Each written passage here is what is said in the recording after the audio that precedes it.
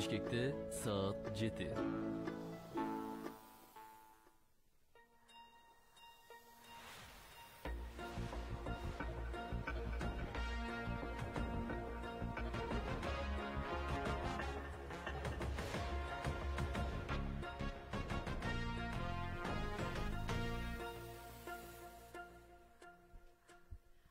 Саламатсыздарбы, урматтуу радио кармандар. Эфирде биринчи радионун таңкы бурулуш программасы. Студияда Талайгүл Чабдарова жана Чыңгыз Рыскелдиев.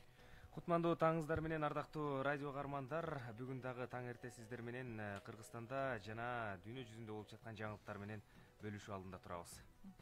Алгач, урматтуу кесиптештер, биз өлкө аймагынан жана эл аралык деңгээлде кандай жаңылыктар бар, ошолор менен таанышып алалы. Мына ушундай жаңылыктар менен, соңку жаңылыктар менен тааныштыруу үчүн биздин студияга Бакыт Тапаев келди. Бакыт, саламатсыңбы? Кандай жаңылыктар бар? Кутмандуу менен, саламатсыздарбы?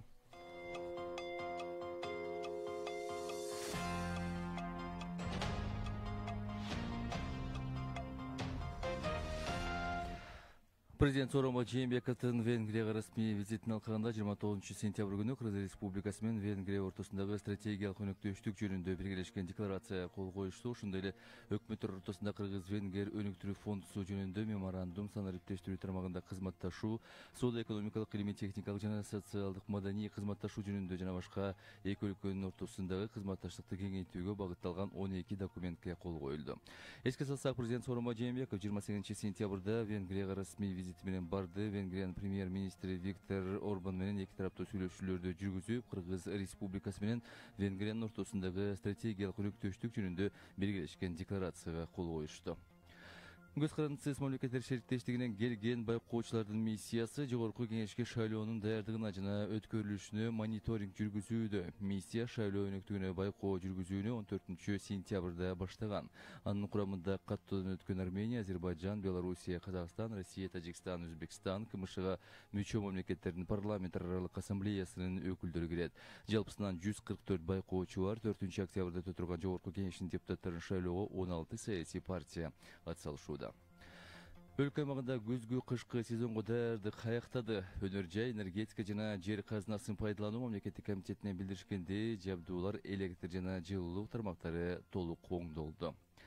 Кыргызстанга сасык туmoого каршы сатылып алынган вакцинанын 99,2% колдонулду. Бул тууралуу республикалык штабтан билдиришти. Маалыматка ылайык, октябрь айында сасык туmoого каршы вакцинанын дагы 770 000 дозасы келери күтүлүүдө. Республиканын бардык үй-бүлөлүк медицина борборлорунда, ФАПтарда тобокел, ошондой эле айырылуу топко кирген адамдарга сасык туmoого каршы эмдөө акысыз жүргүзүлүүдө.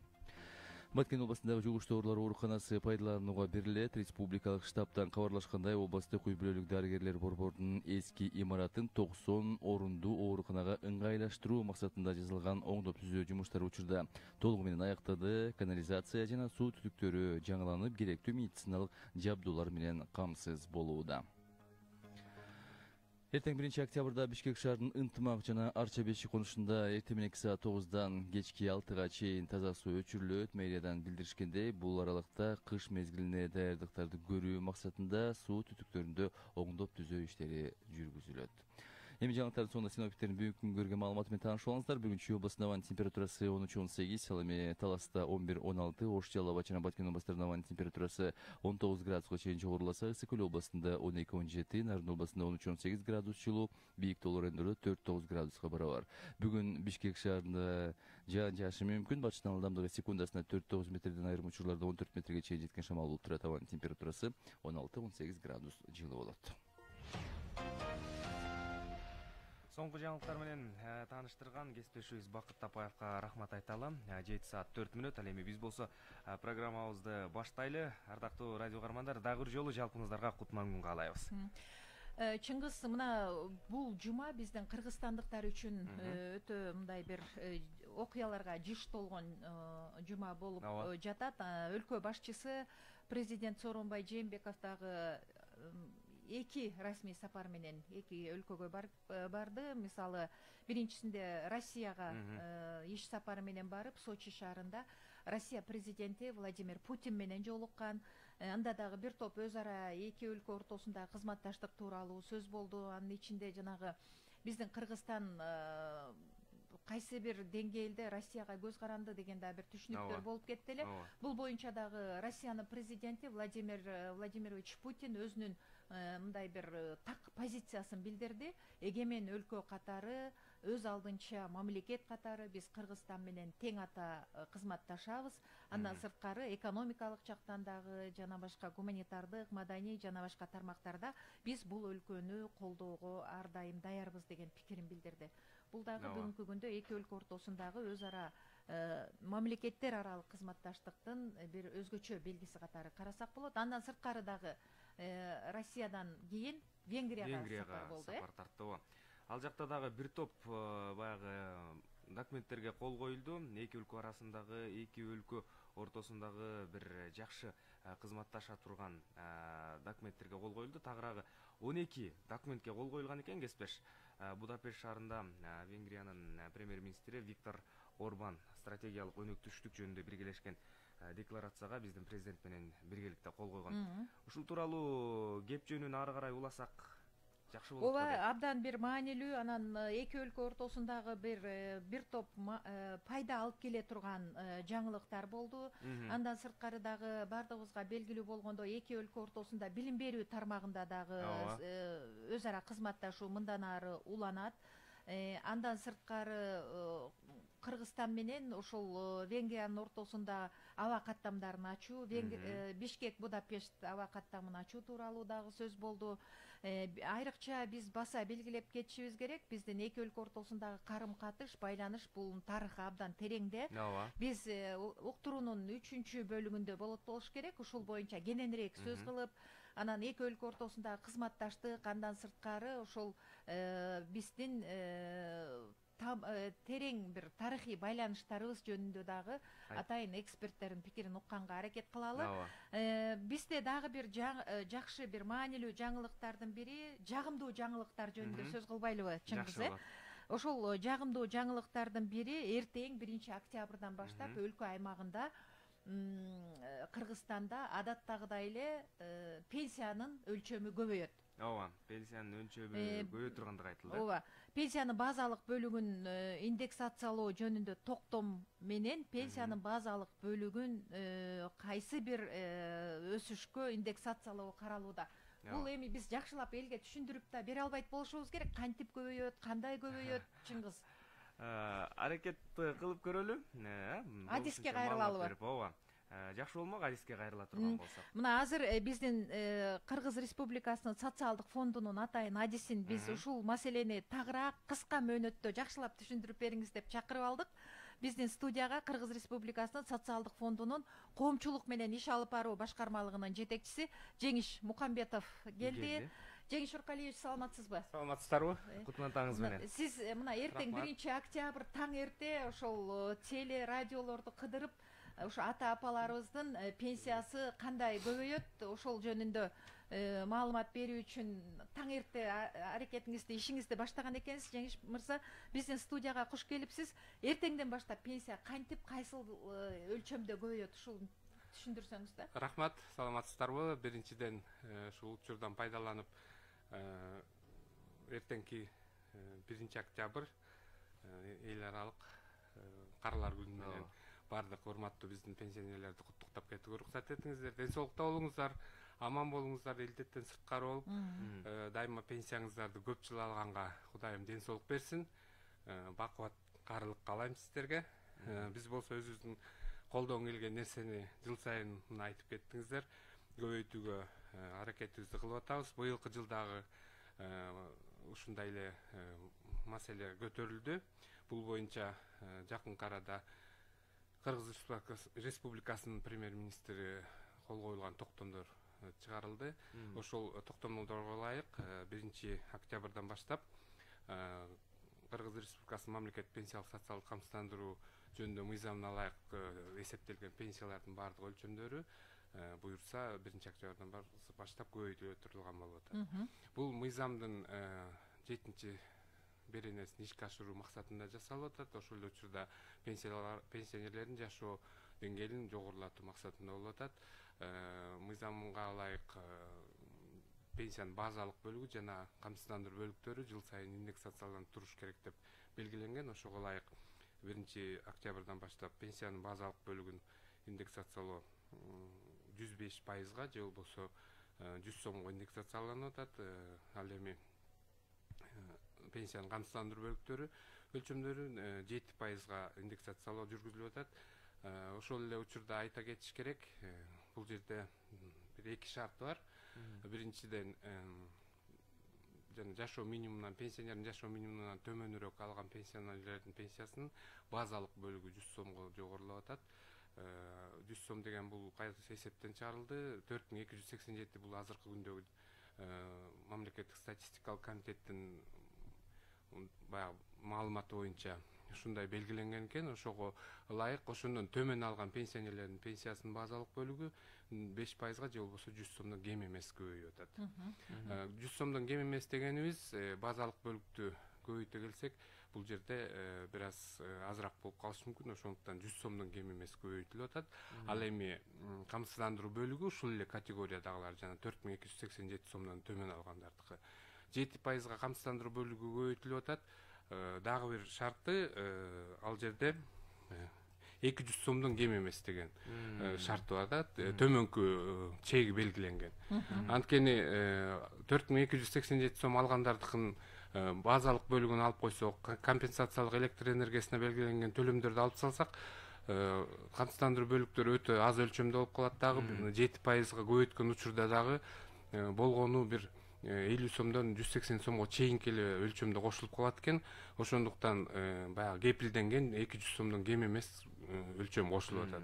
Ошондо жалпылап алганда 4287 сомдон төмөн алган пенсионерлердин пенсияларына 300 сомдон кем эмес кошулат деген сөз да. Базалык бөлүгүнө 100 сом, ал эми камсыздандыруу бөлүгүнө 200 сом. Ошо менен 300 сомдон кем эмес. Ал эми 4287 сомдон жогору, же болбосо жана минимумдан өйдөрөөк алган пенсионерлердин пенсиясынын камсыздандыруу бөлүктөрү гана көбөйөт. Аларга базалык бөлүк көбөйтүлбөйт. Анткени алардын пенсиясынын өлчөмү орточо жана жашоо минимумунан жогору болгондуктан 7%га көбөйтүлүп атат. Бул жерде дагы төмөнкү чеги 360 сомдон кем эмес.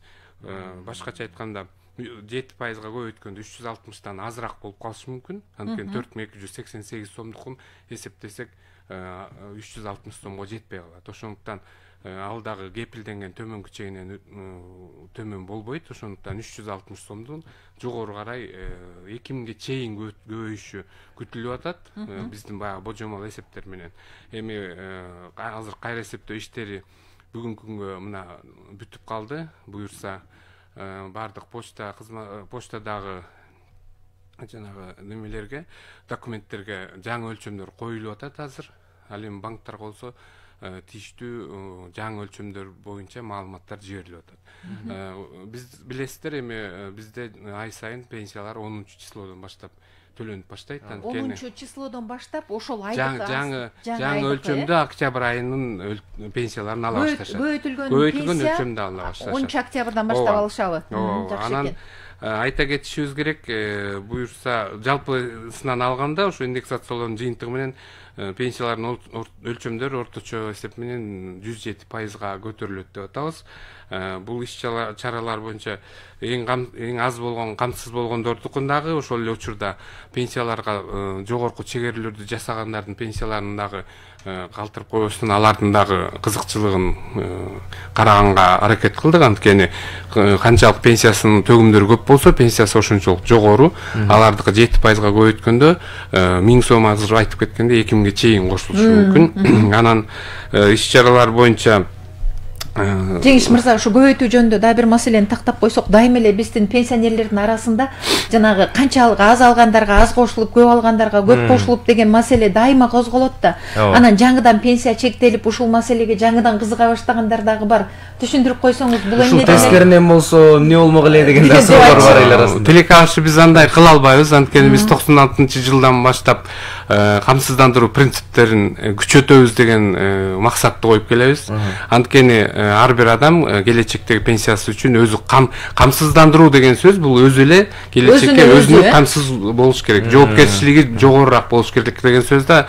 же болбосо биз антип мурунку союздан калган баягы камкордук алынат мамлекет тарабынан деген эменин көздөп отурсак, бул туура эмес багытка кетип бараткан болуп калабыз да. Анткени аз эле өлчөмдө төгүп койгон адам менен көп өлчөмдө салым кошкон пенсиялык фондко, социалдык камсыздандыруу системасына экөөнүн пенсиясын теңдеп койсок, бул жерде социалдык теңсиздик келип чыгат. Азыр ошол эле учурда мисалы үчүн көп акча төккөн адам учурдагы пенсионерлердин пенсиясы менен камсыздоого өзүнүн салымын көп кошуп атат да. Бизде пенсиялык фонддун топтогон каражаттары аркасынан эле эртеси күнү эле пенсиялар төлөгөнгө кетет. Ошондуктан бизде шарттуу топто кайра бөлүштүрүү системасы деп аталат да. Шарттуу дегенибиз акча жеке эсебине түшпөйт, ал жазуу жүзүндө калат дагы, бирок пенсияга учур келгенде төлөнөт. Бирок учурдагы акчасы, азыр биз сиздердин менен төлөп аткан акчалар учурдагы пенсионерлерибизге төлөнүп кетип атат.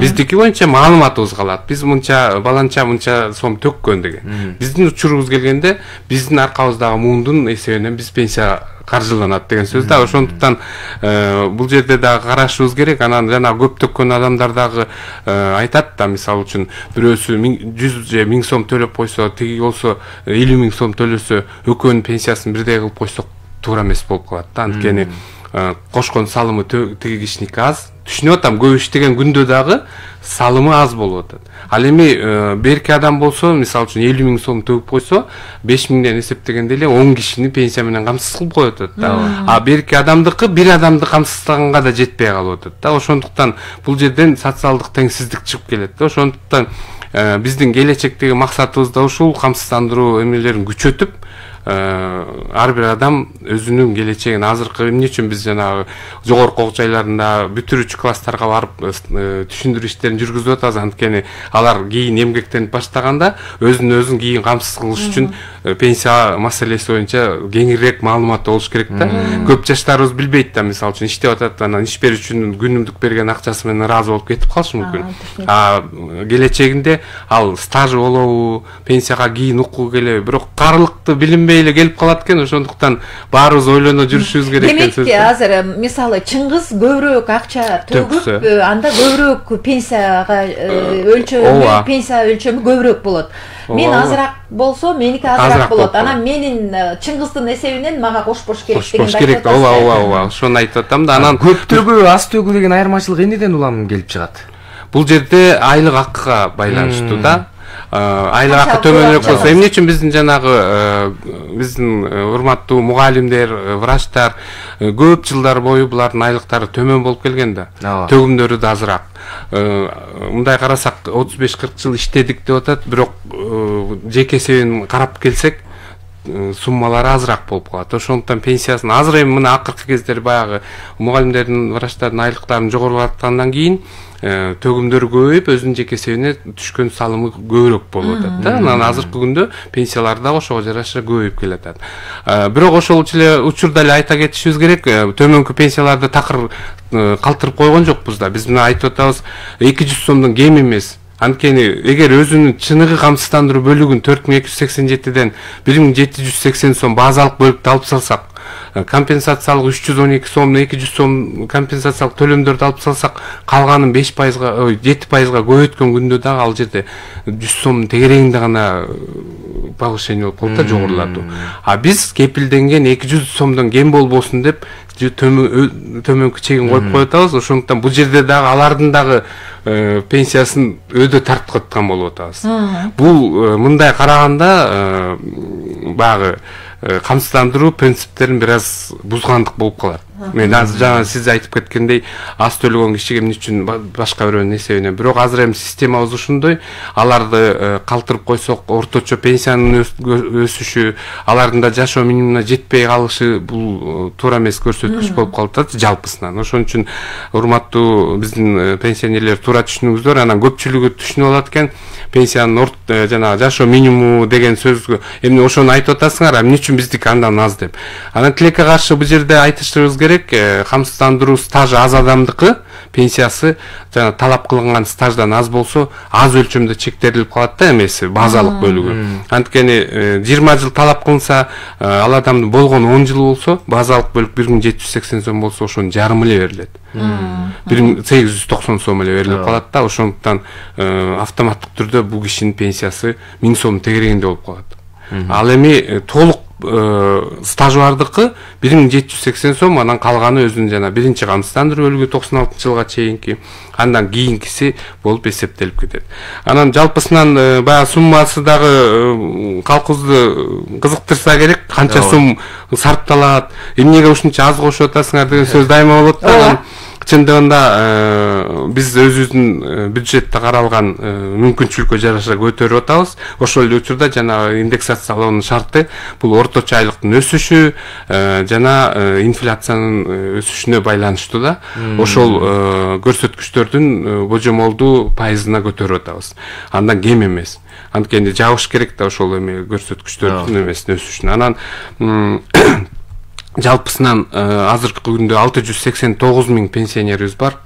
Бул өтө жылдан жылга өсүш көбөйүп атат. Мындан бир 5-6 жыл мурун эле 550 000 тегерегинде болчу, 100 000ден ашык пенсионерибиз кошулду. Эми өсүшү биз үчүн, жалпы мамлекетибиз үчүн жакшы, анткени жашоо узактыгы өсүп атат, карыларыбыз көбөйүп атат деген сөз. Бирок ошол учурда билинбеген менен пенсиялык фонддун бюджетине күч келип атат. Азыркы күндө ушул 3 айга 828 миллион сом акча каражаты сарп кылынат деп эсептеп атабыз. Октябрь, ноябрь, декабрь. Анан эмки жылга бул көрсөткүч дагы 3 эсе көбөйөт. Ошондо 2 миллиард канча 2 миллиардтан ашыгыраак сумма кошулуш керек болуп атат. Мунун басымдуу бөлүгү пенсиялык фонддун эсебинен болуп атат, 752,6 миллион сом. Ал эми базалык бөлүккө 75,2 миллион сом бул республикалык бюджеттин эсебинен каржылана турган болуп атат. Жакшы экен, жакшы маалымат Жеңиш мырза. Биз биринчи радиодо дагы ушул пенсия көбөйгөндөн кийин эл ала баштаганда да бир топ суроолор пайда болот, өзүңүз жакшы билесиз. Анан биринчи радиого келип, угармандарыбызга, ошол биздин пенсионер ата-апаларыбызга, ага эжелерибизге бул маселени дагы майдалап, чечмелеп түшүндүрүп бересиздер деген ишеничтебиз. Ал эми азыр болсо ошол азыркы көбөйүп жаткан пенсия бардык биздин улуу муундун өкүлдөрүнө тегиз жетип, мындан ары дагы көбөйө берсин деген ниетте сизге ыраазычылык билдиребиз. Рахмат сизге. Урматтуу угармандар, биз менен байланышта Кыргыз Республикасынын социалдык фондунун коомчулук менен иш алып баруу башкармалыгынын жетекчиси Жеңиш Мукамбетов болду. Жогоруда Жеңиш мырза баса белгилегендей, эртеңки күндөн баштап, 1 октябрдан баштап жалпы пенсия курагындагы биздин жарандарыбыздын пенсиясынын өлчөмү көбөйөт. Ал кандай көбөйөт, кандай жол менен көбөйөт? Мына Жеңиш мырза түшүндүрүп берди окшойт. Жана канча сомго кандай шарттар аркылуу көбөйөрүн бардыгын толук айтып берди. Эң сүйүнүчтүүсү ошол көбөйтүлгөн акчаны 10 октябрдан баштап буюрса биздин пенсионерлер алып башташат экен. Биздин ошол биринчи радионун угармандары, айрыкча ошол таң эрте угармандары, ошол пенсия курагындагы аталар, апалар, агалар, эжелер болот. Анан албетте өлкө аймагында ошол пенсия курагындагыларга, улуу муундагыларга көрүлгөн камкордук мындай көбүрөөк болуп турса, күчөп турса абдан жакшы. Анан пенсияны чектөөнүн өзүнчө бир эреже талаптары бар турбайбы? Жогоруда айтып бербедиби? Бирок эми ошол пенсияга эле карап отурбастан өлкөдө ошол карыларга болгон камкордук, көрүлүп жаткан ар кандай иш-чаралар дагы мындан ары дагы улансын, ошол карыларыбызды мындай бапестеп, ардактап алганга бизде толук шарт түзүлсө экен деген ниетте болуп туралы. Жакшы тилек болсун ошондой. Анан дагы биз жарандарга кайрыларыбыз, ошол пенсияга чыккандан кийин эмнеге аз болуп калды деген маселе болбош үчүн азыртан кам көрүп, азыртан көбүрөөк акча төгүүнү баягы колго алыш керек экендигин түшүндүрүп өттү окшойт. Рахмат. Биз дагы өлкө аймагындагы маалыматтарды дагы айта кетсек, өзүңөр көрүп аткандай бүгүнкү күндө эл аралык деңгээлде дагы бир топ бир окуялар болуп атат. Мына биздин Кыргызстандын президенти эки өлкөгө иш сапарында болуп келди. Ал боюнча кандай макулдашуулар, кандай сүйлөшүүлөр болду, биз дагы кененирээк сөз кылабыз. Ал эми башка өлкөлөрдө дагы, мисалы, бүгүн көңүл борборунда болуп турган, айрыкча мурдагы союздук республикалардын көңүл борборунда бул Армения менен Азербайжандын ортосундагы мамиле болуп атат. Карабахтагы ушул абалдын курчушу, Кавказдагы чыр, бул бүгүнкү күндө өтө мындай бир эл аралык коомчулуктун көңүлүн өзүнө буруп, бул тирештин мындан аркы курчуп кетпеши үчүн баардык өлкөлөр өздөрүнүн позицияларын билдирип атат. Ошого байланыштуу Кыргызстандагы өзүнүн позициясын дал ушул багытта билдирген. Албетте бул эки өлкөнүн ортосундагы бул жаңжалды тынчтык келишимине алып келүү үчүн Кыргызстан ар тараптан жардам берүүгө даяр экендигин айткан жана жол-жоболор бар экендигин, буга Кыргызстандын тажрыйбасы жетээрлигин айтышкан. Бул чырдын башы 88-жылдын февраль айынан бери карай келет экен. Сен канчанчы жылы туулгансың? 92-жыл. Көрдүңбү, сен туула электе болгон маселе экен. Биз билип калдык бир аз ушул Тоолу Карабахтагы чыр, анан аны басылтуу, ага эл аралык деңгээлдеги кийлигишүүлөр, ал жерде болуп жаткан согуш, бул кадимкидей жүрөктүн үшүн алган, ушундай бир чакан жердеги дүйнө жүзүн көңүлүн бурган ушундай окуя болчу. Бара-бара бир канча этаптардан өтүп, басылып, кайра тутанып, кайра кичине чыр-чатактар чыгып, ушинтип келген да. Сен ошол тарыхын окуган окшойсуң, Ооба, бул 88-жылдан бери келе жаткан чыр экендиги айтылып келет. Ал кезде Карабах автономдуу облусу Азербайжан ССРнин курамынан чыгаарын жасалган. Дал ушул сиз айтып аткандай, мен туулган жылдан баштап ушул тиреш башталган экен. 92-94 жылдары куралдуу тирештердин жыйынтыгында Азербайжан Карабахты колдон чыгаргандыгы айтылат. 92-жылдан бери бул кырдаалды тынчтык жолу менен жөнгө салуу боюнча Европадагы коопсуздук жана кызматташтык уюмундагы Минск кеңешмесинин алкагында сүйлөшүүлөр байма-бай жүрүп келет. Анда Азербайжан өз аймагынын бүтүндүүлүгүн көздөсө, Армения сүйлөшүүлөргө аралаша албаган Карабах республикасынын кызыкчылыгын колдойт. 2018-жылы Түркияда иштеп калдым, ТРТ Аваз телеканалында.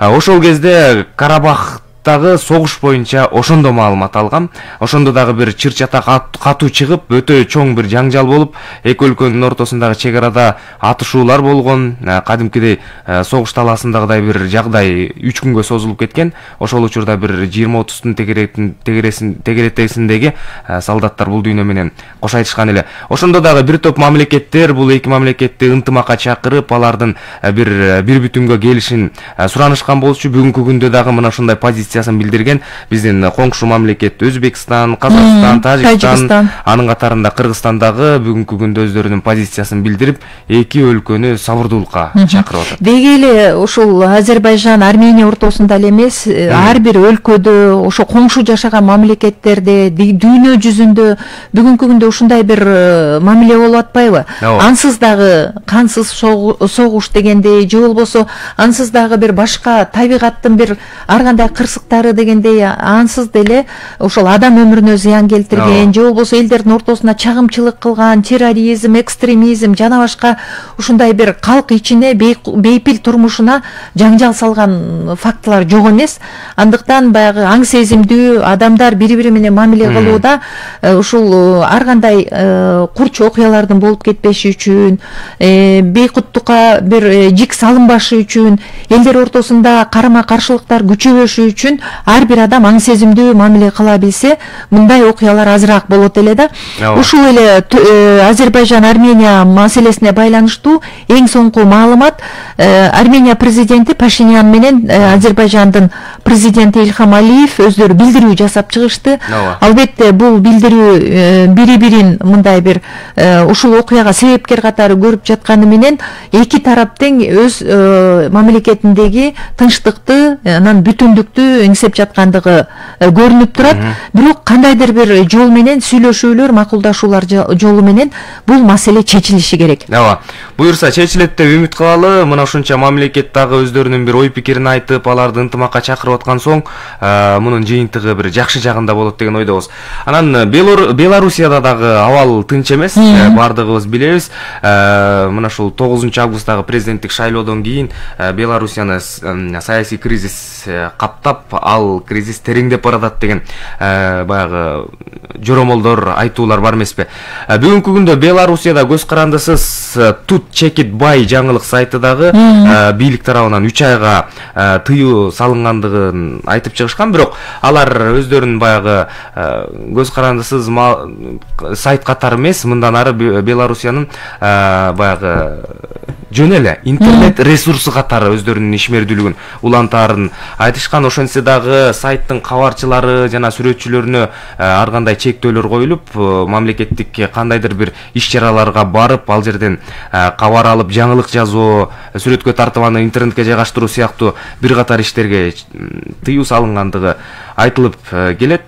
Бирок ошентсе дагы алар мындай баягы жагдайга же болбосо чектөөгө карабастан өздөрүнүн бир ишин уланта берерин айткан. Бирок бул маалыматка жараша Белоруссиянын бийлиги расмий маалыматын азырынча айта элек, эч кандай ой пикирин өздөрүнчө ырастай элек. Мына биздин убакыт саатыбыз соңку жаңылыктарга келип жетти окшойт. Эми өлкө аймагындагы жана чет өлкөдөгү акыркы кабарлар менен биздин кесиптешибиз Канат Султакеев тааныштыруу үчүн студияга келди. Канат, саламатсыңбы? Всем здравствуйте, дорогие наши коллеги, уважаемые наши радиослушатели. Мы вас всех приветствуем опять на наших теплых волнах. И, как всегда, по традиции, в 7 часов 30 минут новости на русском языке.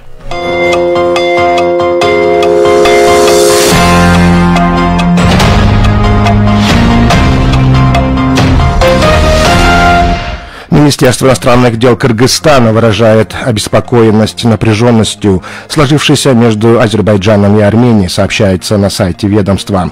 Кыргызстан призывает обе стороны к сдержанности и выступает за урегулирование конфликта исключительно мирными средствами путем проведения переговоров с учетом соблюдения принципов суверенитета и территориальной целостности, говорится в сообщении МИД.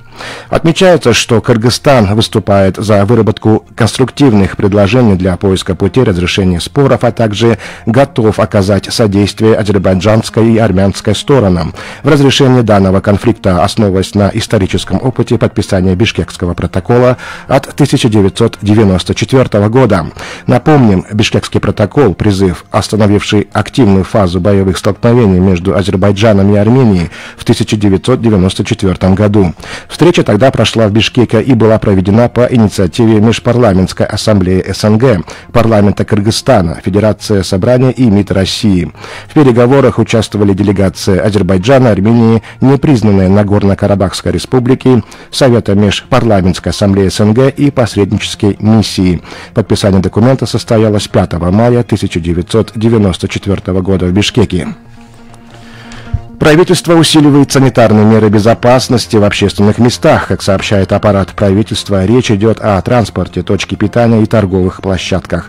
По словам главы Кабмина Убадбека Болонова, необходимо ужесточить проверки по соблюдению санитарных норм и масочного режима. Ответственность за сохранение благополучной эпидемиологической ситуации в стране премьер-министр возложил на руководителей местных органов власти.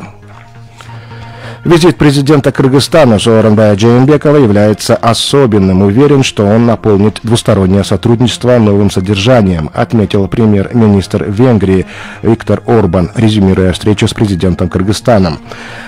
Орбан подчеркнул, что между Кыргызстаном и Венгрией подписано много важных соглашений, заметив, что ранее контактам между странами не уделялось надлежащего внимания. В частности, учреждается Кыргызско-Венгерский фонд развития, призванный финансировать в том числе и кыргызско-венгерские совместные предприятия. Мы договорились с президентом Жээнбековым, что если $50 миллионов США, выделяемому фонду, будут истрачены, то мы дополнительно увеличим его финансирование, подчеркнул Орбан. Кроме того, Орбан отметил, что стороны договорились об открытии прямого авиасообщения по маршруту Бишкек-Будапешт, который станет важным фактором для сближения двух народов. Если мы хотим, чтобы наши контакты, наша дружба были постоянными, тогда нам надо открыть прямой авиарейс. Мы договорились, что между Будапештом и Бишкеком обязательно должно быть авиасообщение. Мы создаем юридические и финансовые условия. Мы надеемся, что рейс в ближайшем будущем будет открыт, сказал премьер-министр. Вопрос возобновления традиционного обучения школьников 2 и 6 классов сейчас находится на рассмотрении. Об этом сообщила начальник управления образования мэрии города Бишкек Эльмира Иманалиева. По ее словам, примерные сроки пока неизвестны. Мы ждем решения Министерства образования и Министерства здравоохранения. О сроках я пока ничего не могу сказать. Как будет приказ соответствующим алгоритмам действий, мы начнем работу, сказала Иманалиева. Кроме того, по ее словам, вопрос открытия государственных детских садов также находится на рассмотрении. Мы ждем решений чрезвычайной противоэпидемиологической комиссии. Как примут решение, мы откроем все детские сады, сказала она. Иманалиева добавила, что все садики школы Бишкека готовы к открытию.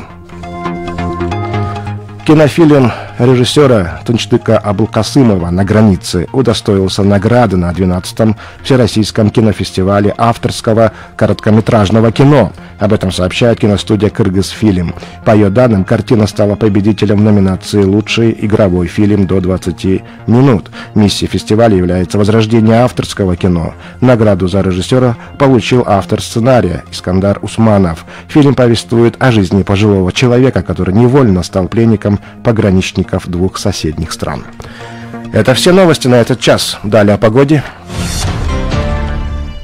Сегодня днем на большей части территории Чуйско-Таласской, Ошской, Джалабадской, Баткенской областей и также в отдельных районах Иссык-Кульской, Нарынской областей дожди.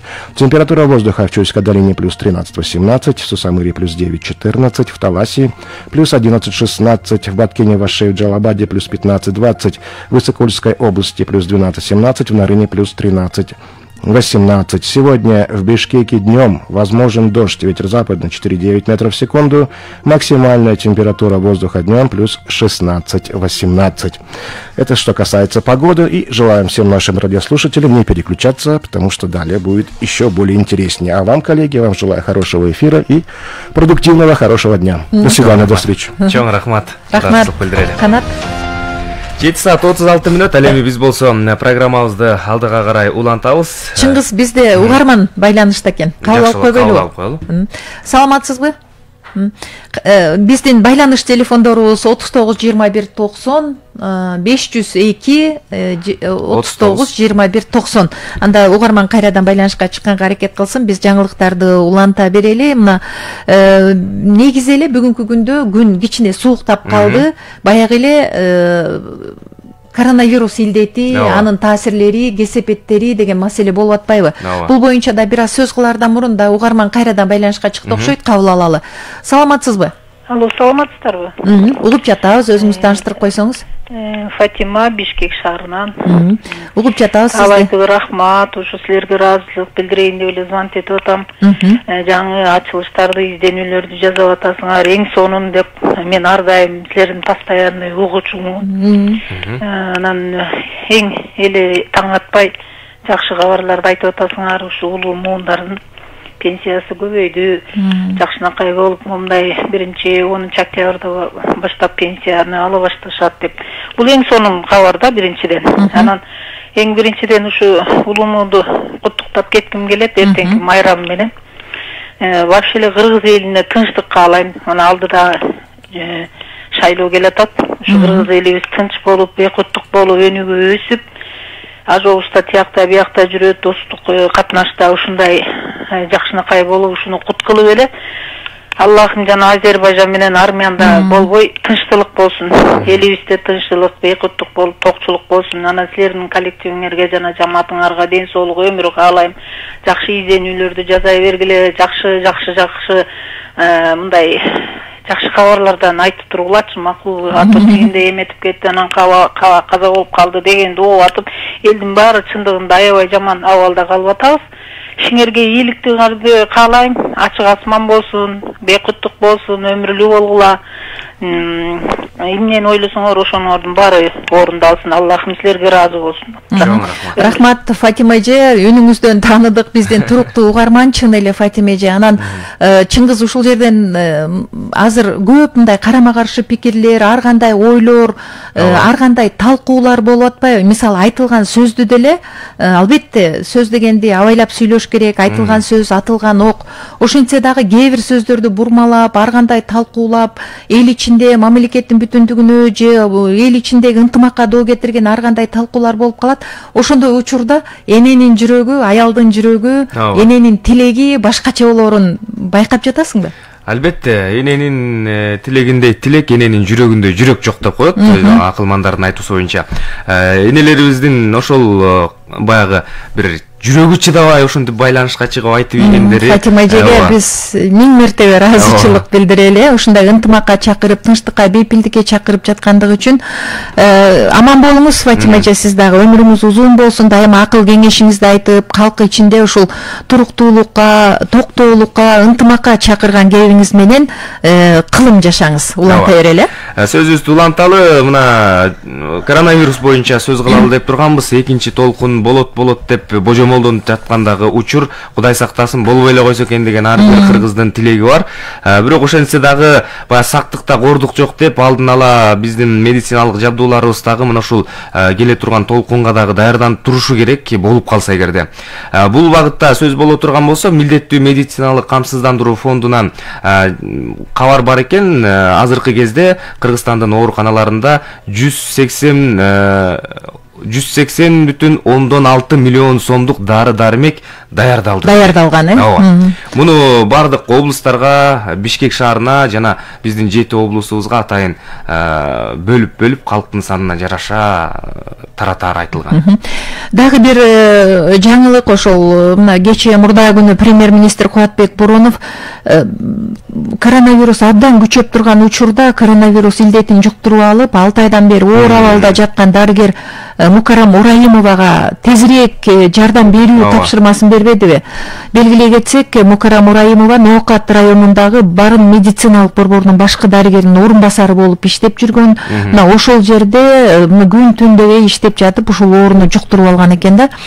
Дарыгер ооруканада 3 айдан бери дарыланып жатат, баягы абалы оор деп атпайбызбы? Эми ушул элдин тилеги менен, аракети менен бул оорудан айыгып кетсе экен деп туралы. Биз да ошентип тилек кылалы.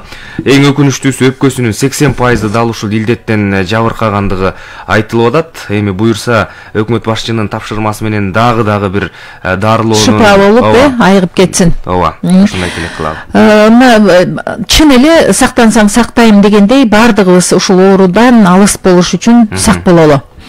Дагы бир маселе бүгүнкү күндө бул шайлоо. Шайлоо жөнүндө сөз кылып атып, биз угармандар дагы, биз дагы аябай эле ошол оозубузга биринчи шайлоо келчү болду окшойт. Ошентсе дагы ошо шайлоодогу мыйзам бузуулар, эл ичинде ар кандай бир нааразычылыктар, ошол мыйзам бузулуп атат, жана башка добуш сатылып атат, мыйзамсыз аракеттер көрүп атат деген сөздөр көп айтылып атпайбы? Анан ушул айтылып аткан сөздөргө жараша Кыргыз Республикасынын президенти Сооронбай Жээнбеков ошол эле шайлоо, борбордук шайлоо комиссиясына, тиешелүү түзүмдөргө, укук коргоо органдарына катуу тапшырмаларды берген. Бул Коопсуздук кеңешинин жыйынында да айтылды. Ар дайым ишемби күнү президент биринчи радиого интервью берип атканда да айтып атат, белгилеп атат маектердин жүрүшүндө. Ушул шайлоодо мыйзам бузуулар болбосун, болуп калса кайрылгыла, прокуратура ушул боюнча иш алып барсын деп. Анан биз ушул прокуратурадан дагы ушул боюнча бир маалыматтарды албайлыбы? Кандай иштеп атышат, ким кайрылып атат, эмне кылып атат деген маселелер боюнча жакшы болот. Анда биз азыр башкы прокуратуранын коррупцияга каршы аракеттенүү жана мыйзамдардын аткарылышын көзөмөлдөө башкармалыгынын прокурору Нурбек Кадышевка байланышып, бир катар суроолорубузду берип, жооп алганга аракет кылып көрөлү. Нурбек мырза, саламатсызбы? Саламатсызбы? Биз ушул шайлоодогу мыйзам бузуулар жөнүндө сиздерден бир кичине маалымат алалы деп атабыз. Кандай болуп атат, эмне болуп атат? Алгач ошол жана президенттин 2020-жылдын 2-июлундагы жарлыгы бар эмеспи? Ошол жарлыкта да тапшырмалар берилбеди беле? Ошол боюнча кандай иш чаралар болуп атат? Кыскача ушуга токтолсоңуз. башкы прокуратура тарабынан Кыргыз Республикасынын президентинин 2020 жылдын 2-июлундагы 139 сандуу жарлыгынын жана Кыргыз Республикасынын Коопсуздук кеңешинин 2020 жылдын 1-сентябрындагы чечимин аткаруу максатында ушул жылдын 4-октябрында өтө турган шайлоону даярдоо жана өткөрүүдө Кыргыз Республикасынын конституциясынын жана мыйзамдарынын сакталышын камсыз кылуу боюнча биз тийиштүү иш-чараларды жүргүзүп жатабыз. Бул шайлоо өнөктүгүнүн жүрүшүндө орун алган мыйзам бузууларды аныктап, аларды тез арада четтетүү максатында башкы прокуратура тарабынан атайын штаб түзүлгөн. Ушундай эле штабтар жерлерде да уюштурулган.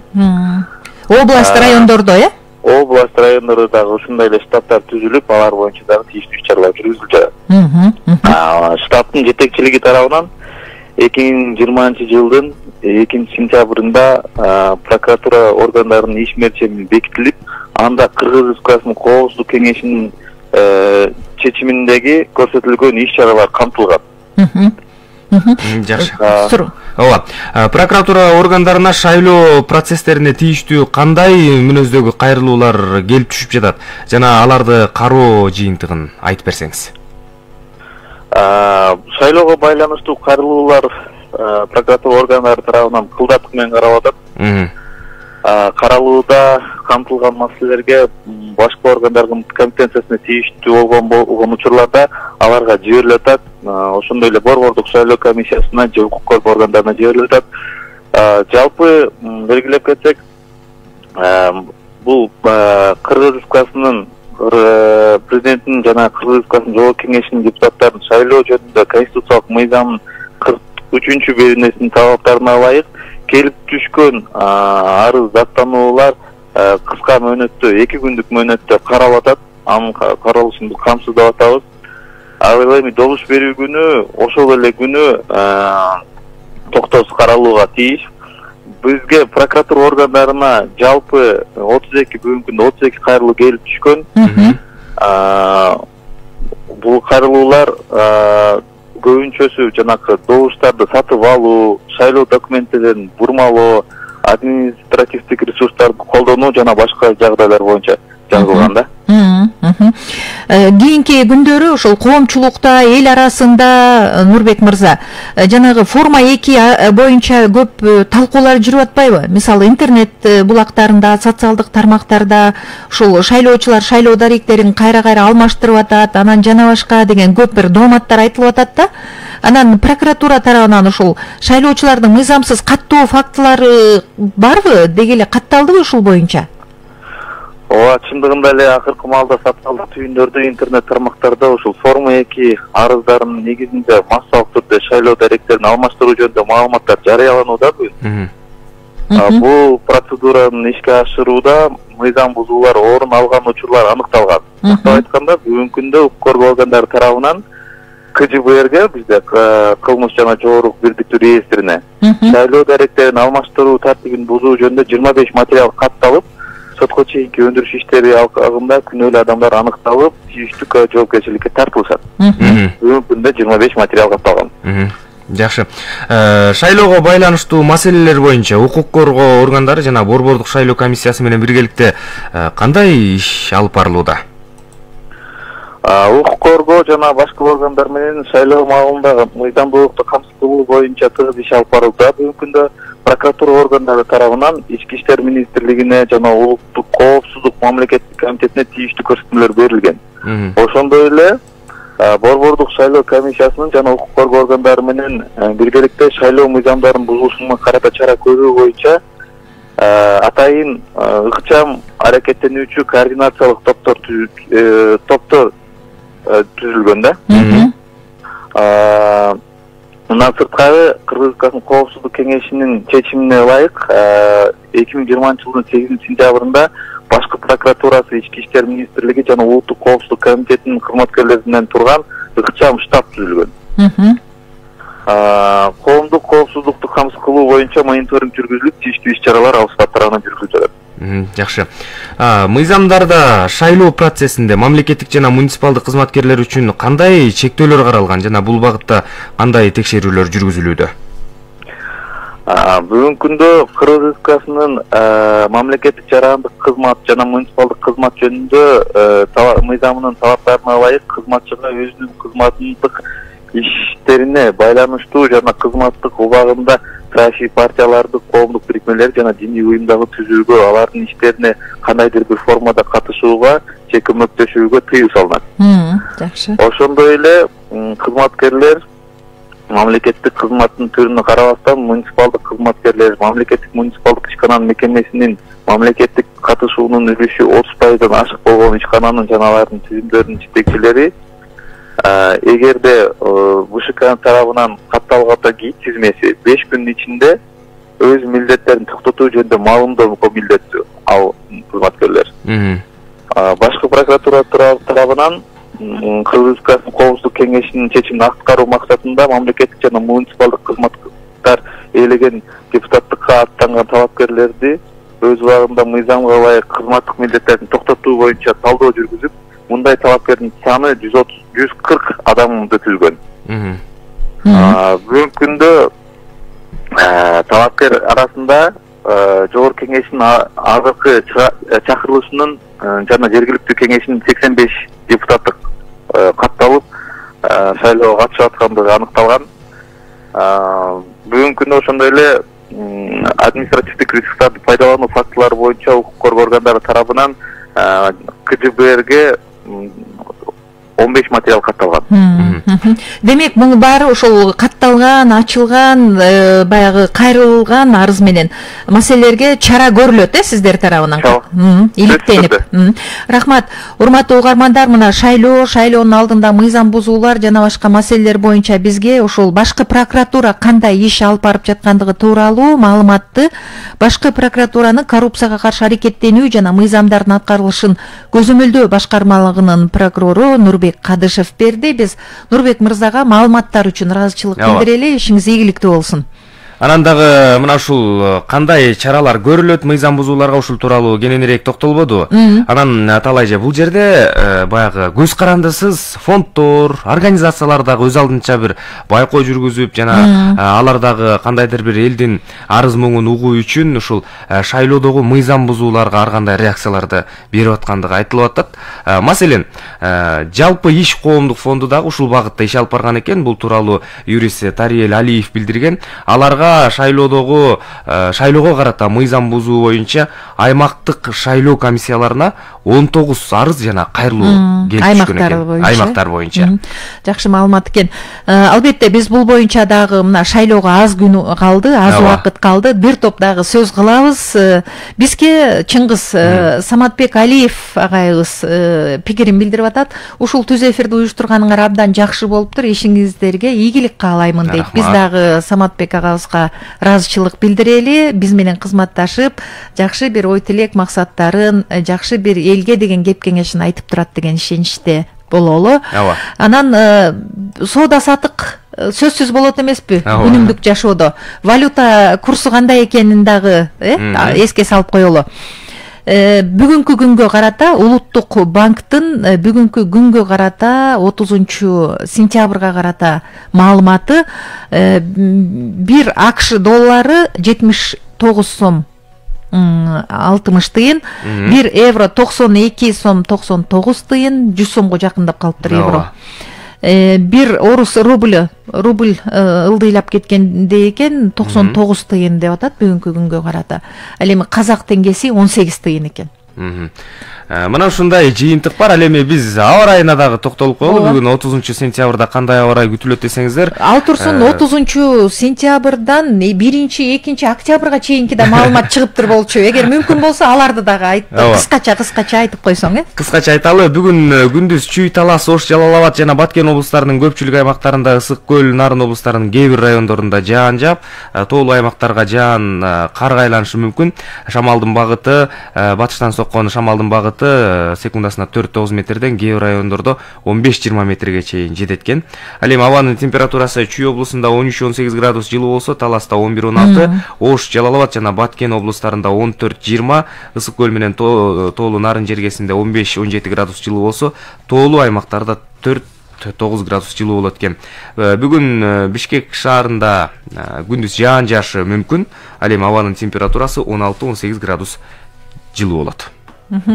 Дагы ошол 4 октябрга чейин аба ырайы кандай болорлугу тууралуу кыскача айта кетсек, мисалы Чүй Талас областарында 1 октябрда түнкүсүн көпчүлүк аймактарда мезгил менен жаан жаайт дейт.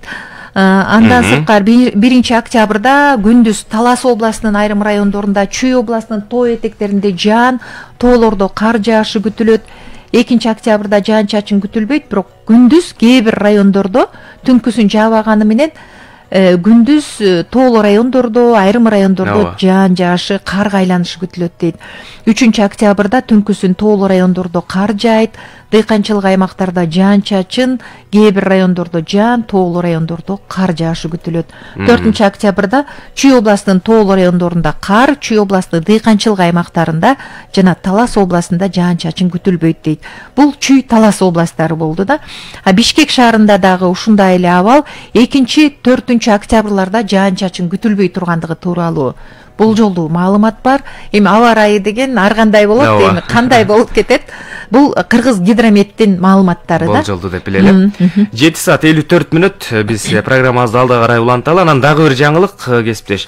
Кечээ гана биздин улуттук филармониянын алдында кафе ресторандарда иштегендер чектөөлөргө карата нааразычылыгын билдирип баягы тынчтык митингине чыкты. Эми эл көп чогулбасын, аралыкты сактасын, ар кандай бир баягы өкмөт же болбосо саламаттыкты сактоо министрлиги койгон чектөөлөрдү аткарсын деген сайын, бирок азыркы кезде той аштын күчөп турган мезгилинде бул адамдар дагы баягы иштеп, үй бүлөсүн камсыздап каражат жагынан ушул жактан өздөрүнүн бир каражаттарын таап аткан соң, алар дагы ушундай бир нааразычылыкка чыгууну көздөшкөн. Себеби башка структуралар, башка тармактар иштеп атат дагы, эмнеге кафе токтосун, биз дагы адамбыз, биз дагы жашаганга укугубуз бар, биз дагы иштегенге укугубуз бар деген баягы нааразычылыктарын билдирип атат. Бул ошол кафе ресторандардын администраторлору, официанттар, фотографтар, камера менен иштеген операторлор жана тамада анча-мынча ырчылар.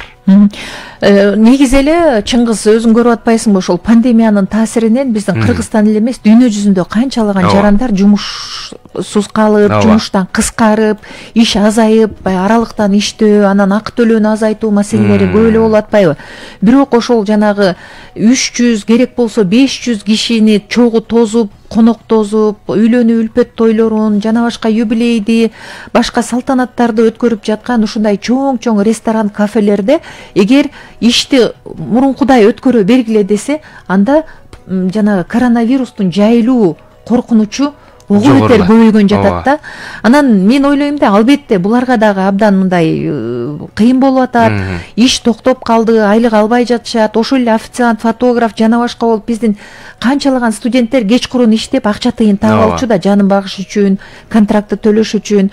Бирок бир башка бир жолдорун азыркы учурга ылайык бир ал жерлерди иштетүүнүн бир башка жолдору бар болду экен. Муну жанагындай бир мыкты менеджерлер, ишкерликти кыйын өздөштүргөндөр, азыркы шартка жараша иш алып баргандар балким изилдеп, иликтеп көрөр. Анткени өкмөт деле, республикалык штаб деле эгер ошондой уруксаатты берип койсо, анда элестетип көр Чыңгыз, 500 киши, 400 киши, 300, 350 киши тойго келди дейли. Анан коркунучу абдан чоң болуп атпайбы? Бир эле кишиде ошол вирустун бир симптомдору болсо, канча кишиге жайылып кетип атат ошол жерден эле? Эгер дарыгерлер, вирусологдор, окумуштуулар айтып аткандай, бул коронавирустун дарысы табылса, вакцинасы табылса, бул жана мурда биз ооруп сыктап жүргөн грипптин, жанагындай сасык тумоонун формасына өтүп, эл менен турмушуна кошо аралашып, анан аны менен дары дармек менен ар кандай бир кыска чектөөлөрдү киргизүү менен айыгып ала турган абалга жетсек, анда башка кеп эле да. Башка кеп эле. Негизи эле бул эле тармактагы адамдар эмес, көптөгөн тармактагы адамдар баягы бүгүнкү күндө жумушсуз калып атат. Айта турган болсок, мисалы Кыргызстанда азыр туризм тармагында иштеген адамдардын 90% жумушсуз калган экен. Алардын 10% баягы бир кандайдыр бир жолдорду таап, аралыктан иштөөнүн бир схемаларын иштеп чыгып алып, өздөрүнүн жанын багып атат. Негизинен Кыргызстанда 180 миңден ашыгыраак адам ушул тармакта, туризм тармагында иштейт экен.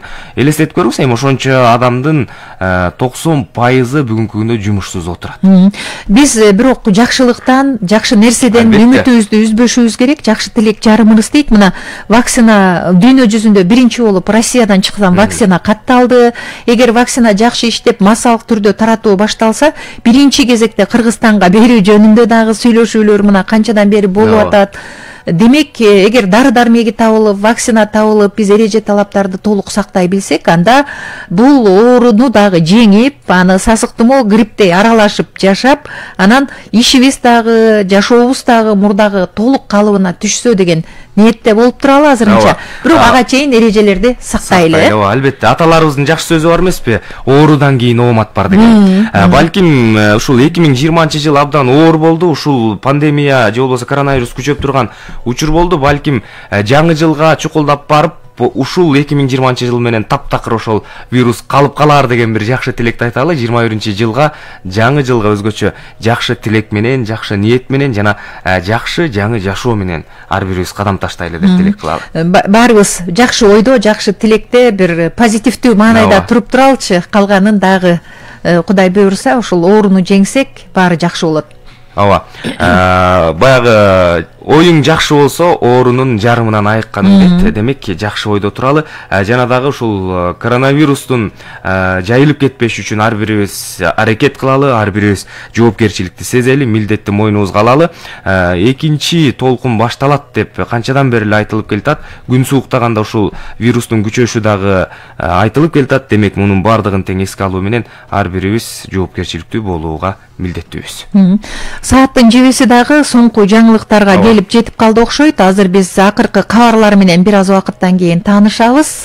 Акыркы кабарлардагы соңку жаңылыктардагы мындай бир өтө маанилүү болуп атат. Мына президенттин сапары, андан сырткары пандемияны алдын алуу же болбосо анын таасирин азайтуу үчүн көрүлүп жаткан чаралар, парламенттик шайлоого аз гана күн калды, парламенттик шайлоону жакшылап бир тынч өткөрүп алуу ниети, бул боюнча көрүлүп жаткан аракеттер, мунун бардыгы бүгүнкү күндөгү Кыргызстандын коомдук саясий жана социалдык экономикалык турмушундагы маанилүү жаңылыктар. Азыр биздин студияга мына ошондой акыркы соңку жаңылыктар менен кайрадан кесиптешибиз Бакыт Тапаев келди. Бакыт. Чоң рахмат, саламатсыздар да бир жолу.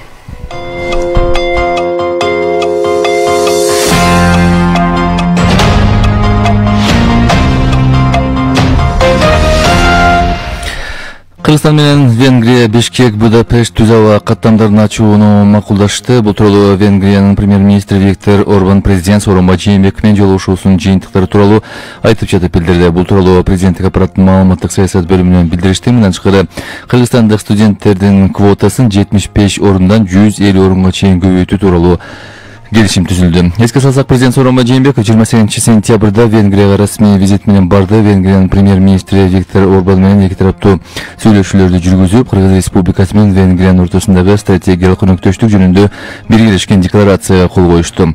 Ошондой эле эки өлкөнүн ортосундагы кызматташтыкты кеңейтүүгө багытталган 12 документке кол коюлду.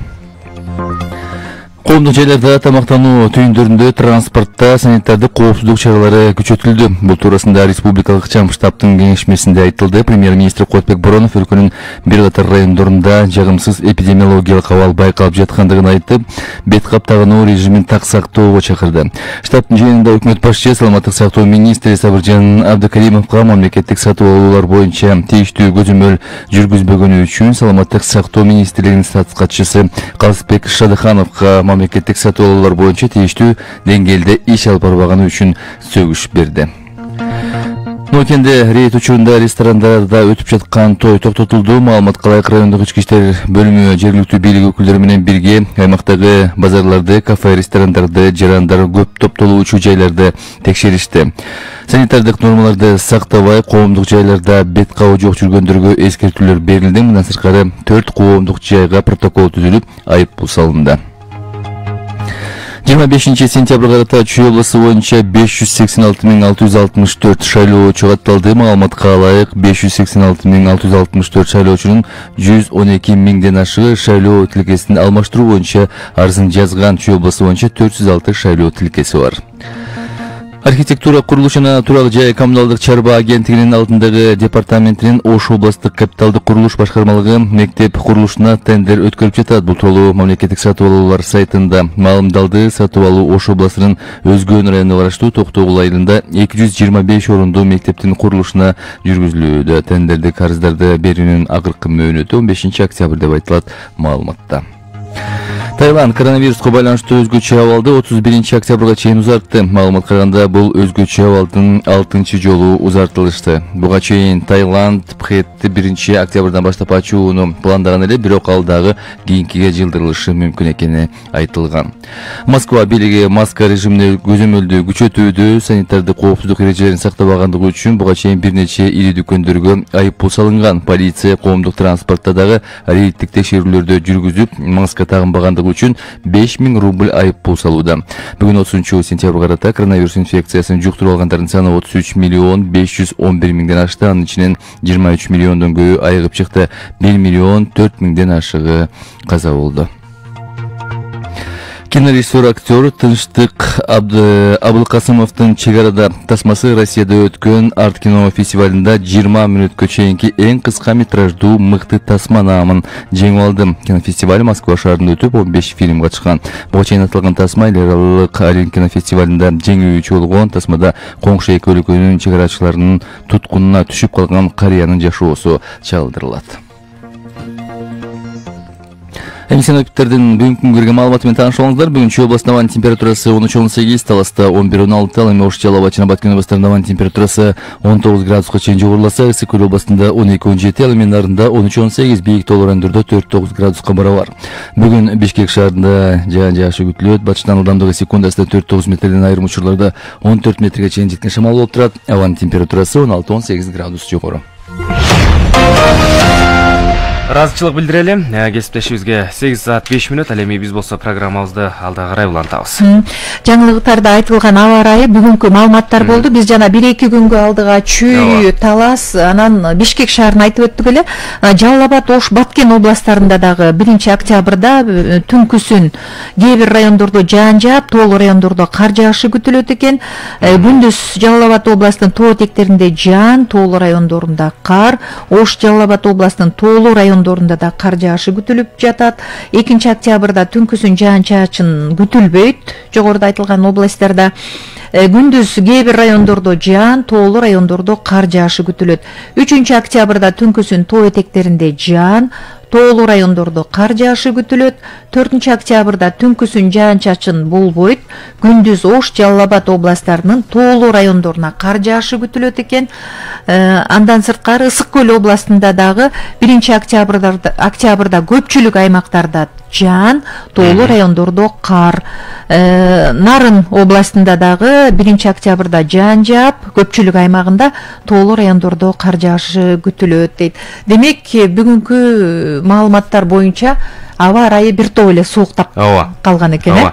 Ошону менен ал 4 октябрга чейин созулушу күтүлөт экен. Демек, кеч күздүн илеби дагы мекенибизди өз кучагына алган учур десек болот. Эми негизги маалыматтарга, негизги жаңылыктарга өтөлү. Биз жогоруда айтпадыкпы, ушул биздин Кыргызстандын президенти Сооронбай Жээнбековдун жакынкы эле ушул эле аптада 2 өлкөгө болгон расмий иш сапары. Биринчиси жогоруда жогоруда айтылган Кыргызстандын Россия менен өз ара кызматташтыгы жана башка маселелер тууралуу бир топ сөз болду, макулдашуулар болду. Кыргызстандын эгемендүүлүгүн сыйлай тургандыгын Россия президенти билдирди. Ал эми дагы бир маанилүүсү бул президент Сооронбай Жээнбековдун Венгрияга болгон расмий сапары, анан Венгрия премьер-министри Виктор Орбан менен жолугушуусу, эки өлкө ортосундагы стратегиялык өнөктөштүк жөнүндө биргелешкен декларацияга кол коюлушу, андан сырткары эки өлкө ортосундагы бир өзгөчө бир тарыхый байланыш дагы бүгүн ушул расмий сапар учурунда өтө маанилүү экени көргөзүлдү. Эми биз бул боюнча өзүбүз эле айтып отурбай, эксперттин пикирин угуп көрбөйлүбү? Эксперттер кандай талдап атат, кандай баа берип атат, мындан аркы кызматташуунун келечеги кандай болот? Бул боюнча биз ушул саясат талдоочу Алмазбек Акматалиев агай менен маектешели. Саламатсызбы агай? Саламатсыздар. Кутман менен. Алмазбек Акматалиевич, мына президент Сооронбай Жээнбековдун Венгрияга болгон сапары бир топ мындай ийгиликтүү макулдашуулар менен коштолду десек болот. Алар сиз өзүңүз дагы көрдүңүз, мына эки өлкө ортосундагы экономикалык байланыштар, билим берүү тармагындагы байланыш жана билим берүү боюнча квоталардын кеңейиши, бул биздин Кыргызстандын кадр даярдоодогу дагы бир олуттуу мамиле кылып жаткандыгы, чет жерге балдарды чыгарып окутуунун өзгөчөлүгү катары карап атабыз. Эки өлкө ортосундагы кызматташуунун бир кандай ийгиликтерин көрө алдыңыз талдоочу катары? Эми биринчиден Венгрия менен аябай жакшы бир келишимдерге кол коюлду деп эсептейм. Ошол Европада, Чыгыш Европада десек да тагыраак болот го дейм. Кыргызстандын биринчи баягы стратегиялык өнөктөшү пайда болду да. Ошол кол коюлган документ ошо стратегиялык өнөктөштүк жөнүндө деген болуп атпайбы? Ооба. Анан эми адатта биз айтып калабыз дагы стратегиялык өнөктүк деген баягы жалаң эле декларациялар, жалаң эле мындай каалоолор ишке ашпаган деген дагы пикирлер бар да эми. Бирок бул сапар менимче аябай конкреттүү нерселер дагы болду. Баягы жалпы декларациядан тышкары дагы. Мисалы бир эки-үч эле нерсени айтсак болот. Мисалы вот Кыргыз-Венгер баягы өнүгүү фонду түзүлдү. 50 миллион евро бөлүнүп, доллары же евробу. Бул эми баягы азыр мына кайра кичине айта башташты баягы. Анча-мынча сынчылар. Бул баягы ансыз деле кредитке тоюп турбадык беле деген мааниде. Бул эми мындай түшүш керек да, бул баягы Кыргыз-Россия өнүгүү фонду сыяктуу фонд болуп атат да.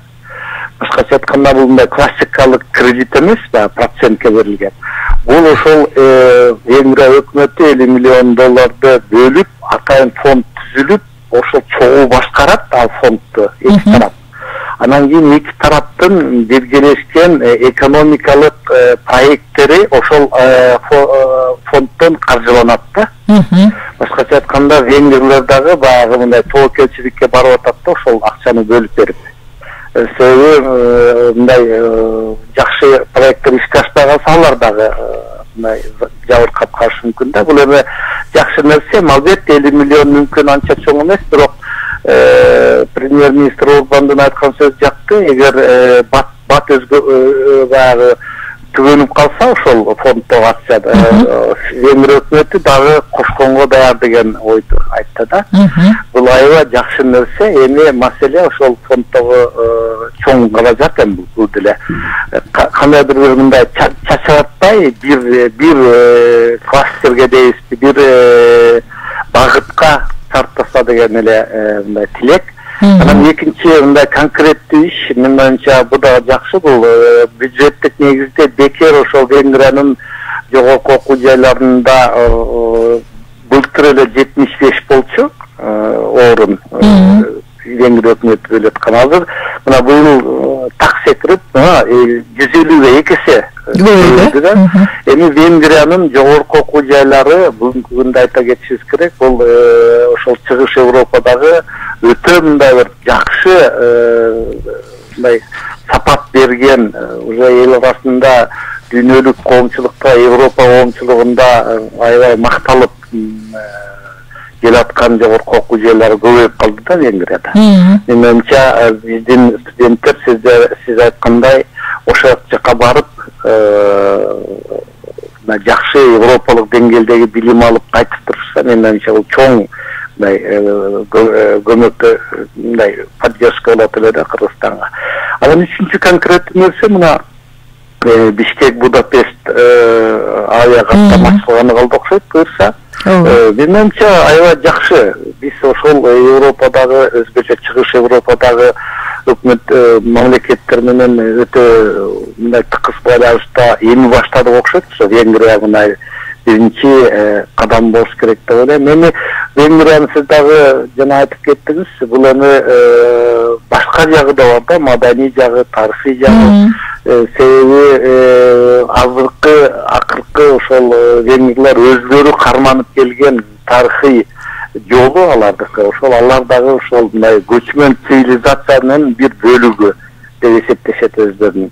Баягы англисче хунгари деген баягы гундардын тукуму урпактары деген ушундай бир теорияны ишенимди карманып келатышат. Анан бекеринен алар мына акыркы көчмөндөр оюнуна ошол Венгриянын премьер-министри келип кеткен.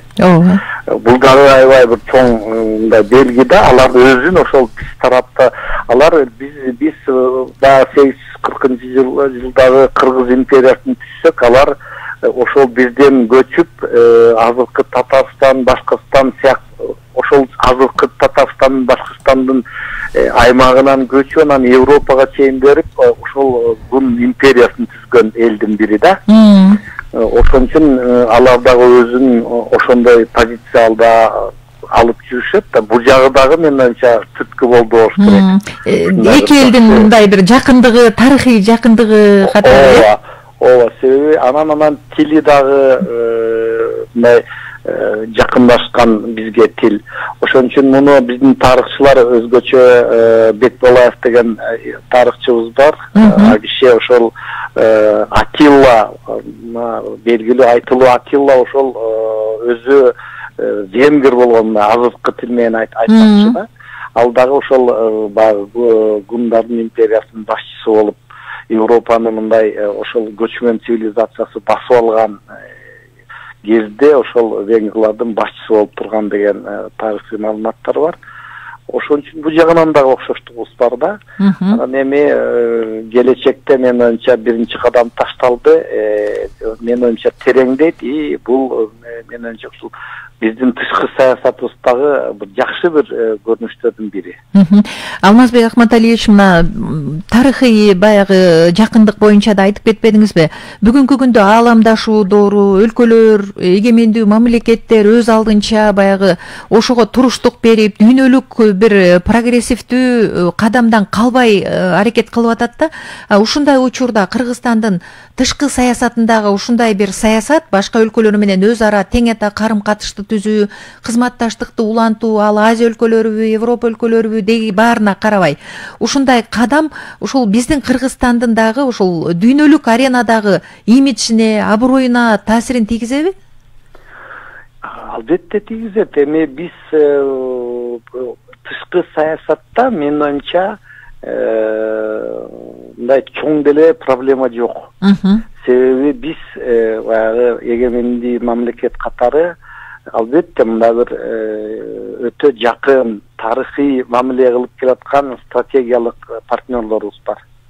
Алардын ичинде албетте Россия, албетте Кытай, албетте Казакстан, биздин кошуналар Өзбекстан, Тажикстан ушу сыяктуу да. Анан биз эми ааламдашуу процессинде сиз аябай туура айттыңыз, биз аябай чоң агымдарга дуушар болдук да 40 жылдын ичинде. Эгемендикти алганда бир жагынан баягы либералдык Европа баалуулуктары келди да, адам укуктары, мыйзам үстөмдүгү деген. Экинчи жактан мисалы арабтардын идеологиясы келди, ислам аркылуу бош жаткан ошол ачыктык толду дегендей. Анан Түркия биздин баягы аркадаштар дейбиз, алар силер түрк мамлекетсиңер, түрк тилдүү мамлекетсиңер деп алар өзгөчө мындай аракетти жасашты. Орусия болсо албетте алар бул жерден жеткен эмес. Азыр деле алар менен Кудайга шүгүр мамилебиз жакшы. Экономикалык мамиле жакшы. 1 миллион элибиз ошол жакта жүрөт. Ушул сыяктуу. Анан албетте Кытай менен эми биздин аларда кошунабыз, алардагы баягы экономикалык жактан ушул сыяктуу көп мындай таасир тийгизди да.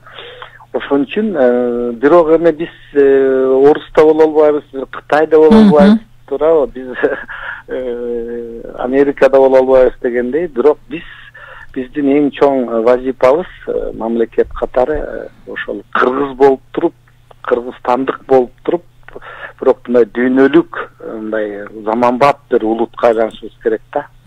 Ошон үчүн биз колдон келсе ушу баары менен мындай бир тең ата мамиле кылып, анан өзүбүздүн баягы улуу байыркы эл экенибизди эч качан унутпай, ошону мындай таңазалап, ошого жараша анан кийин мамиле жасап жүргөнүбүз оңду деп эсептейм да. Анан кийин эми бирок мындай экен да, баягы улуттар көп, бирок улуттук мамлекетин курагандар азыраак экен да. Ошон үчүн биз дагы, мен ойлойм, биз байыркы улутпуз, муну эч ким жашыра албайт, бирок биз улуттук мамлекетти куруп аткан, эми бул саясий улут деп мындай термин бар саясаттанууда.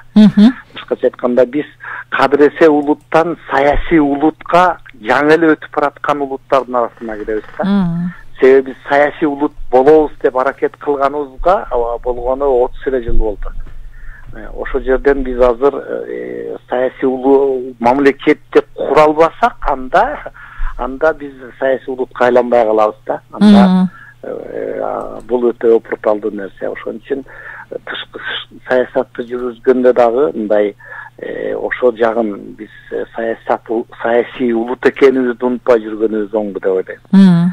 Бул дагы чоң вазипа, бул керек болсо чоң жоопкерчилик, ошол эле маалда бул чоң бакыт, бул дөөлөт, бул асыл нарк. Ошон үчүн биз ошого баягы ички саясатыбызда дагы, тышкы саясатыбызда дагы ушул нерсеге багыттап, ушул нерсени унутпай, белди бууп, анан баягы дүйнө эли бизди баягы дүрүр менен карап турганын унутпашыбыз керек.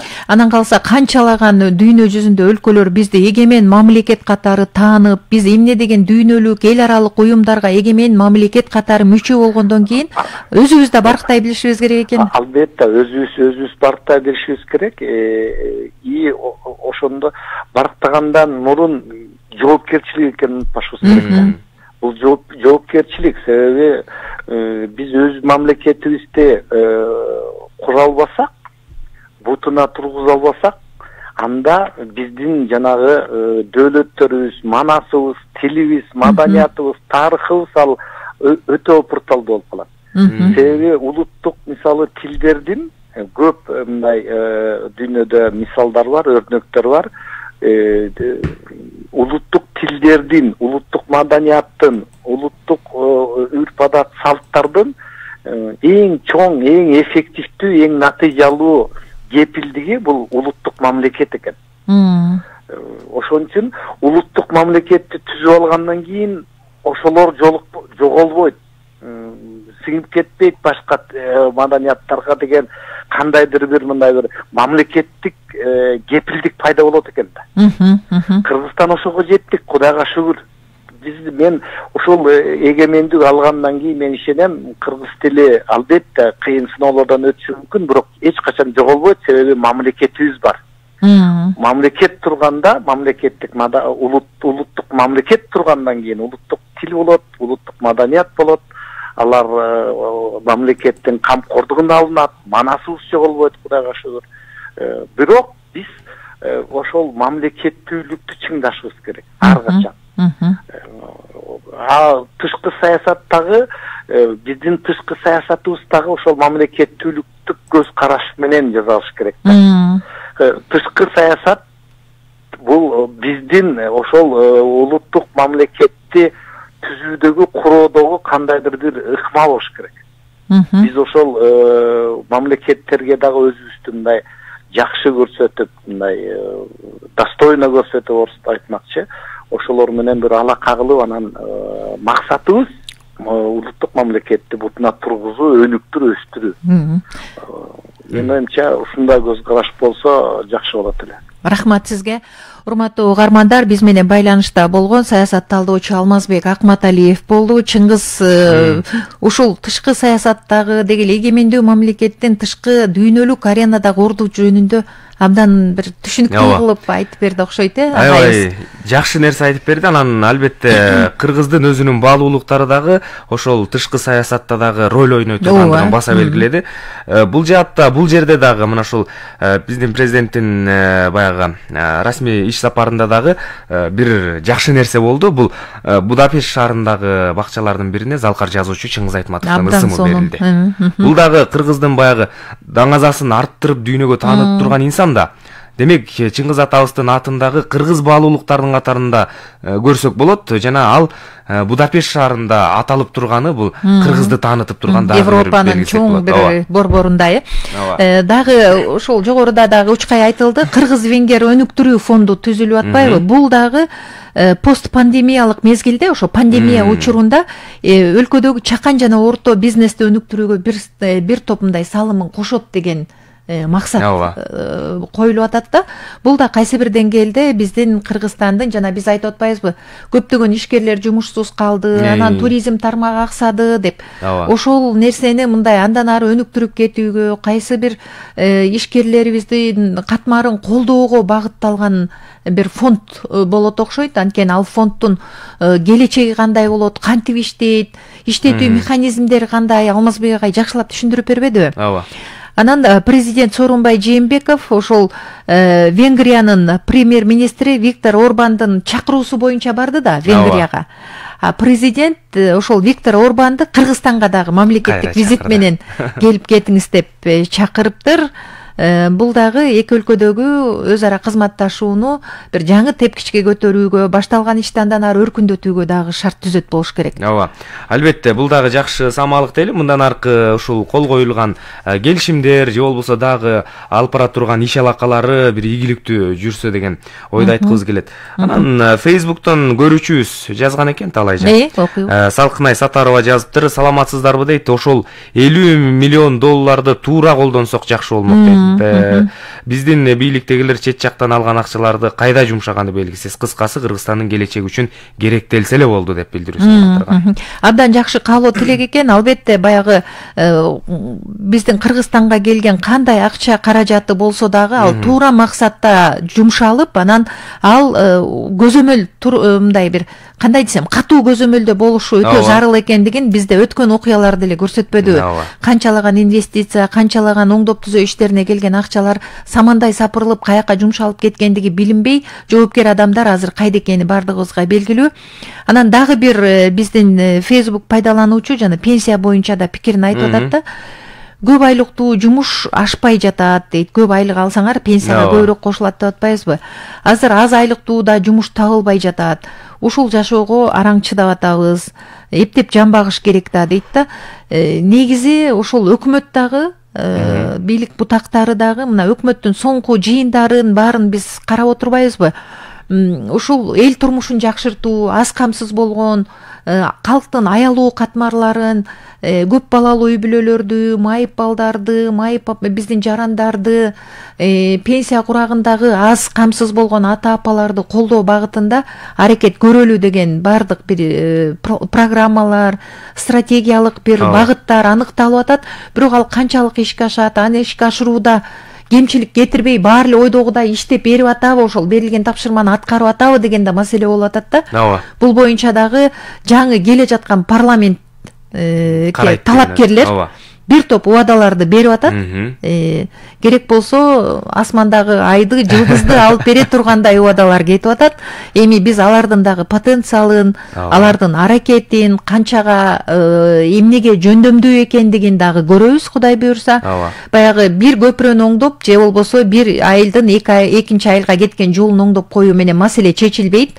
Мыйзамдык базаны чыңдоо керек, системалык өзгөртүүлөрдүн механизмдерин иштеп чыгыш керек, мыйзамдык бир аракеттерди көрүш керек, мыйзам чыгарыш керек, ал кандай аткарылып атат, бюджет кантип толуп атат, акча кайдан келип атат, ушунун баарын билген бир потенциалы күчтүү талапкерлер келсе, анан айтылган убадаларын аткарса деген ниетте болуп турабы азырынча.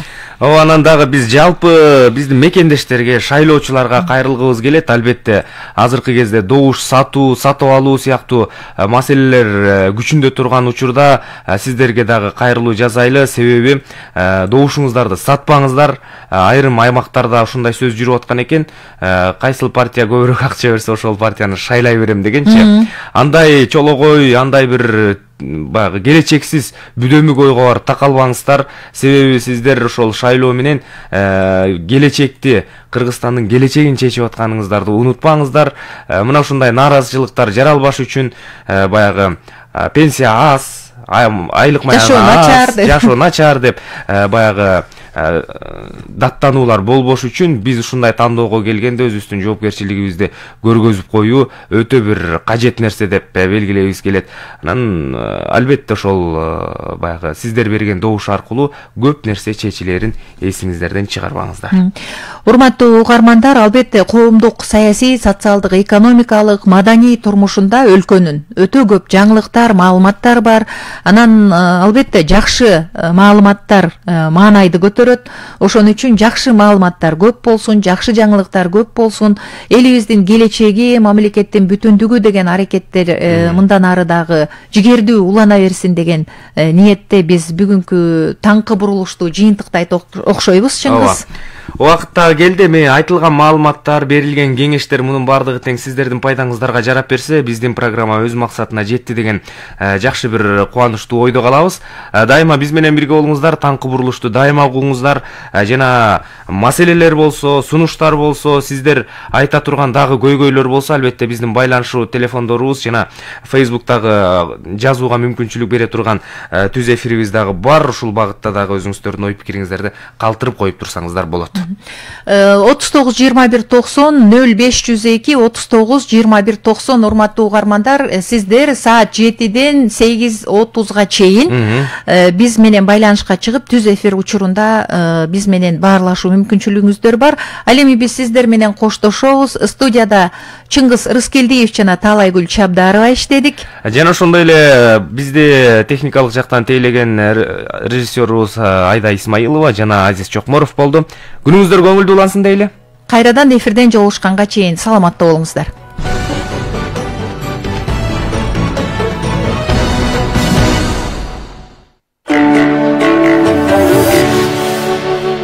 Чүй областы.